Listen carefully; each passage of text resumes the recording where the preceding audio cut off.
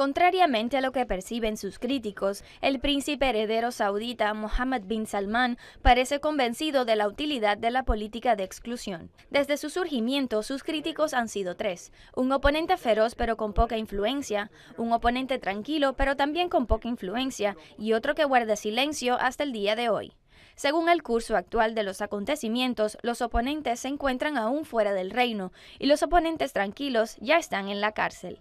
Quedan los que han permanecido en silencio. El periodista Jamal Khashoggi fue uno de ellos y tal vez a causa de su artículo en el Washington Post se ha convertido en uno de los pioneros en trasladarse del silencio a la objeción. Es incuestionable que Jamal Khashoggi es una figura periodística saudí prominente. Él es producto del sistema político saudita y sus objeciones se originan en su preocupación por el destino de este sistema, controlado casi por completo por bin Salman. Cuando Khashoggi dice que Arabia Saudita ya no se puede tolerar, él se refiere a la Arabia Saudita de Mohammed bin Salman, o sea, aquella que ha fracasado en Yemen y la que se enemistó con un grupo político como la Hermandad Musulmana, y la Arabia Saudita que convocó a su coalición para citar a Qatar, agrietando los muros de la comunidad del Golfo, y es la misma Arabia Saudita que presionó para cerrar el canal de televisión donde él gozaba con una distinguida posición administrativa. El problema de este periodista no radica en el estrangulamiento de las libertades, por más que lo diga, ya que el reino no ha sido conocido como un modelo democrático y como un oasis de libertad, al igual que todos los regímenes árabes, y Khashoggi nunca fue conocido algún día fuera del manto del sistema político saudí, especialmente en los tiempos del fallecido ministro Saud al-Faisal. Hace unos días, las autoridades saudíes encarcelaron a más de 22 formadores de opinión en el reino, clérigos, poetas, periodistas y otros. Cuando se les describe como formadores de opinión, significa que son los formadores de opinión que el régimen saudí quería durante las últimas décadas. El grito de Khashoggi finalmente se escuchó, porque él es uno de ellos, los formadores de opinión que el sistema político saudí ya no quiere. Los márgenes de diferencia, cuya existencia no quiere decir que el reino es democrático, se han vuelto prácticamente inexistentes bajo la influencia de Mohammed bin Salman.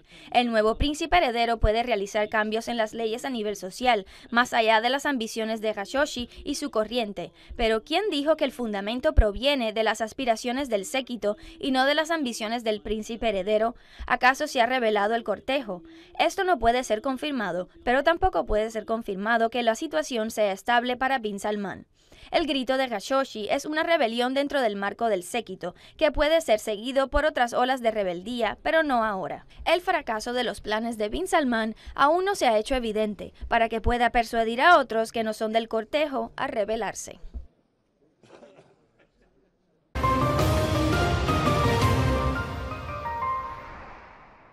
Con el declive y el repliegue de la organización, quedando esta expuesta especialmente en Siria e Irak, se agudizó el problema de cientos, más bien de miles de mujeres que habían dejado a sus padres y abandonado a sus países para venir a Siria e Irak con el fin de incorporarse a la organización y vivir en las zonas bajo su control. Estas se encuentran ahora solitarias, después de que la mayoría perdiera a sus cónyuges, quedando a la merced de un destino incierto y siendo abandonadas por los líderes de la organización. En una pequeña ala en el campamento de Ain Isa, en el campo norte de Al-Raqqa, vive un número de las esposas de los efectivos de Daesh. Estas se habían entregado a los estadounidenses y a las fuerzas de Siria Democrática. Khuduj es una de las mujeres que residen en este lugar y es una joven tunecina cuyo esposo se incorporó a la organización de Daesh y luego de cruzar las fronteras de Turquía ella se unió a él en el campo norte de Alepo, trasladándose luego a Raqqa. Khuduj dice que la organización no es más que un engaño y una mentira. Mi esposo me dijo durante el último año que este estado es de infieles, no son musulmanes y tenemos que salir de este estado. Había muchos tunecinos, un grupo de tunecinos había considerado al estado infiel y quisieron salir, pero era muy difícil retirarse de ahí porque habían asesinado a mucha gente. El caso de Nur al-Huda, natural de la ciudad libanesa de Trípoli, no difiere del caso de Khuduj. Ella también siguió a su marido con la esperanza de vivir en territorio del Estado Islámico, la nación de la justicia y del verdadero Islam, pero quedó sorprendida con lo que vio.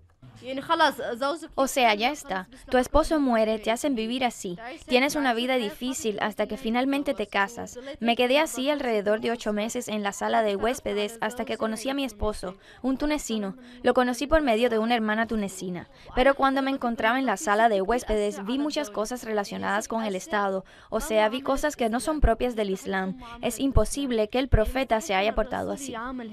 Nur lamenta profundamente los errores que había cometido al trasladarse a las áreas bajo control de la organización y le pide al gobierno libanés que se esfuerce con el fin de permitirle el regreso a su país.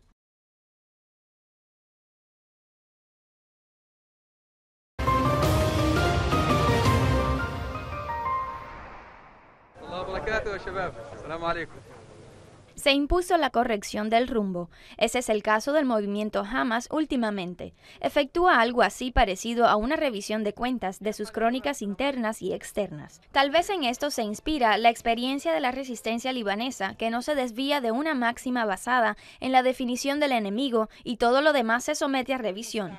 Tal vez este sea el curso que Ismail Haniyeh decidió adoptar desde que fue elegido en mayo pasado presidente del Buró Político del movimiento. El movimiento entonces comenzó a reorganizar sus papeles comenzando desde el interior de la Casa Palestina, dirigiéndose hacia el exterior. Abrió paso a entendimientos lentos, pero que resultaron fructíferos, tanto con la autoridad, el movimiento Al-Fatah, Mohammed Dahlan y el resto de las facciones palestinas, hasta llegar a Egipto, Irán, Rusia y el resto de los protagonistas en el eje de la resistencia. La percusión positiva que también la condujo a revisar sus cálculos fue sin duda su inclusión de parte de Arabia Saudita entre las organizaciones terroristas, siendo esto una de las secuelas de la crisis del Golfo. ¿Tendrá éxito Hamas en su intento de retornar hacia donde debería estar? ¿Será cierto que asume el tono de una resistencia como lo expresa Haniyeh? Tal vez aspire lograrlo en su esfuerzo para recuperar lo que había perdido, según el criterio de algunos. Hay un retorno importante en relación al papel de Egipto. Egipto tuvo éxito en convertirse en el patrocinador oficial de las conversaciones palestinas que concluyeron con el Acuerdo del Cairo, un acuerdo que prevé la formación de un gobierno de unidad nacional, la celebración de elecciones presidenciales y parlamentarias y, lo más importante, las elecciones del Consejo Nacional de la Organización para la Liberación de Palestina y la reestructuración de los cuerpos de seguridad.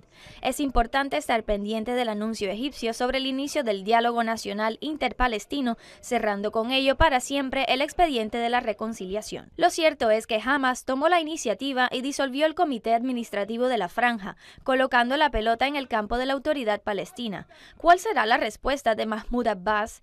Algunas personas interpretaron la acción de Hamas como un abandono de la Franja. ¿Sería este el caso? ¿O es que la revisión de cuentas por parte del movimiento le impone tomar semejantes medidas avanzadas? La primera reunión entre Fatah y Hamas, que tendrá lugar una semana después de que el gobierno inicie sus labores en Gaza, podría dar una respuesta.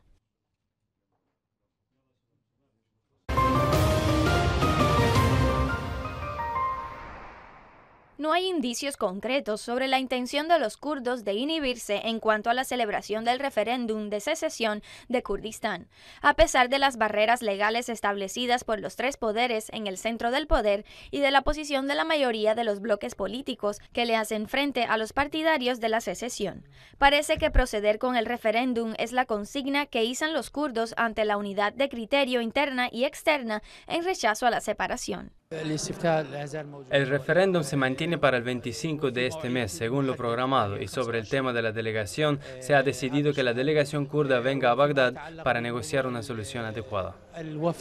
La delegación kurda que debe llegar a Bagdad para negociar con todas las partes sobre el referéndum avanza a pasos lentos. La decisión del Tribunal Federal que ordena detener los procedimientos, la emisión de muchos comunicados que instan al diálogo y a la solución de la crisis son factores que instaron a los dirigentes de Kurdistán a ser cautelosos con este paso, pero al mismo tiempo insistiendo sobre el polémico proyecto.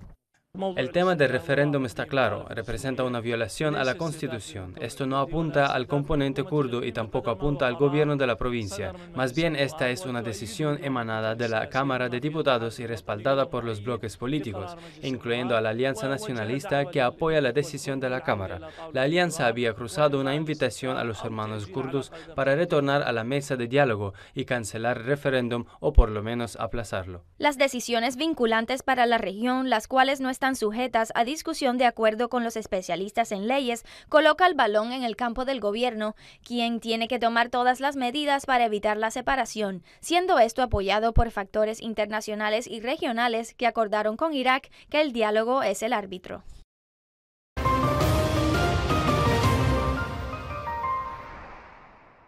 Desde el Líbano, Siria e Irak, el Estado Islámico huye bajo incesantes golpes del ejército, la resistencia y el entorno popular propicio. Pero después de la fuga es necesario hallar un refugio. He aquí a la prensa internacional, cuyas páginas están repletas de escritos sobre el destino del Estado Islámico después de su huida. The Wall Street Journal habla de la puerta de Libia hacia Europa y sobre el llamado de la organización terrorista que pidió a sus militantes trasladarse desde Siria a Libia a causa de la creciente presión militar sobre las organizaciones en las áreas bajo su control en Irak y en Siria. En el mismo contexto se habla del traslado de los militantes del Estado Islámico a Libia partiendo desde Turquía y de ahí hasta Sudán por aire. Funcionarios sudaneses han revelado que el gobierno desplegó sus tropas para impedir que los militantes se puedan infiltrar al interior de Libia a través de la frontera occidental de Sudán. Sin lugar a dudas, Daesh se encuentra en aprietos. Su margen de movimiento se ha tornado más difícil y sus recursos merman a medida que se reducen las zonas de su control. El periódico Letan citó fuentes militares estadounidenses señalando que la organización terrorista perdió el 90% del territorio que ocupó en Irak y el 85% en Siria. Es necesario entonces buscar un territorio amigo, si se puede expresar de esta manera, y fuentes de financiamiento adicionales. Esto es Libia, un territorio desplazado y pozos petroleros que esperan quien los controle. Pero Sirte de Libia, la ciudad natal de Muammar al-Gaddafi y baluarte principal de Daesh antes de que lo perdiera hace un año, sería Mosul de Irak o Al-Rakat de Siria. La interrogante es legítima si nos basamos en informes internacionales que hablan de la puerta de Libia, que se ha convertido en casi el único refugio de Daesh para instalar el supuesto califato alterno. Europa está preocupada por el despliegue de Daesh. Francia aún se encuentra en estado de emergencia desde hace 2 años y este ha sido extendido por Emmanuel Macron hasta noviembre próximo. El metro de Londres y la estación central de ferrocarriles de Bruselas son testigos que la advertencia a los ciudadanos tiene que ser en Europa. Entonces, ¿por qué se da en el Líbano?